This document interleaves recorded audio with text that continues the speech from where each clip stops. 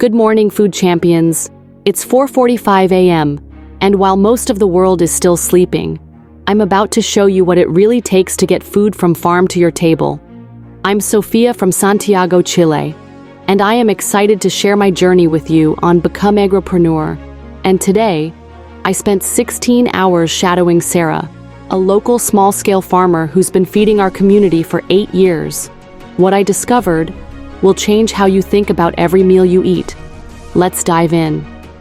5 a.m. sharp. Sarah's day begins with the rounds. 32 chickens depend on her for their morning meal, and she greets each one like an old friend.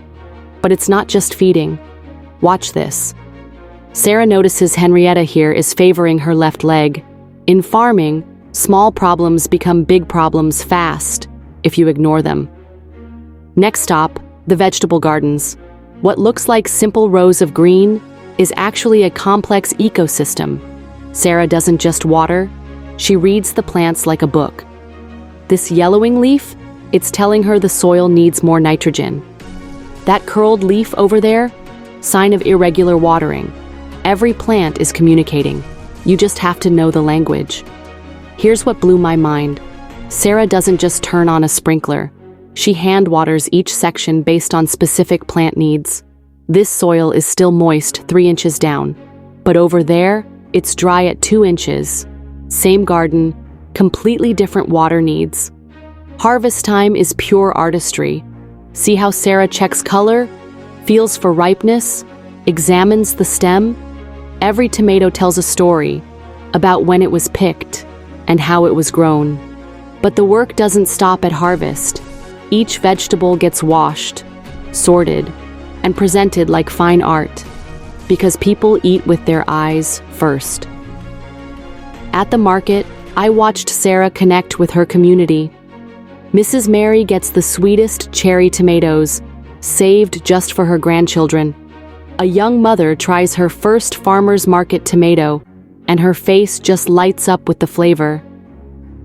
A local chef discovers purple carrots that will make his customers reach for their phones to capture the color. This isn't just selling vegetables, it's building relationships, one tomato at a time. 4 hours later, 85% sold, and more importantly, customers planning to return next week. While most of us are heading home, Sarah's afternoon shift begins. Transplanting tomorrow's harvest, preparing beds for next week's planting, maintaining the irrigation systems that keep everything alive. Each seedling represents potential. In 60 days, this tiny plant will produce pounds of tomatoes, but only if everything is done right, starting now. Then there's the unglamorous but critical work, equipment maintenance. A $5 irrigation part can save a $500 crop, but only if you catch problems in time. Here's the reality most people never see. Today, Sarah worked 16 hours and earned over $100 after expenses. That's not just payment for labor, it's compensation for skill, risk, and the responsibility of feeding her community. So why does she do it? As Sarah told me, it's the connection to the soil, to the community, to a process that sustained humanity for thousands of years. After spending a day with Sarah, I have a challenge for you. Visit your local farmer's market, not just to buy, but to understand.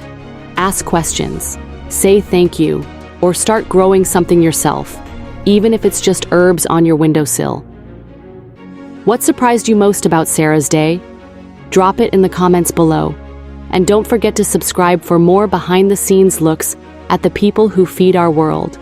Until next time, keep growing and become agripreneur. Remember, every meal has a farmer's story. Let's make sure we honor it.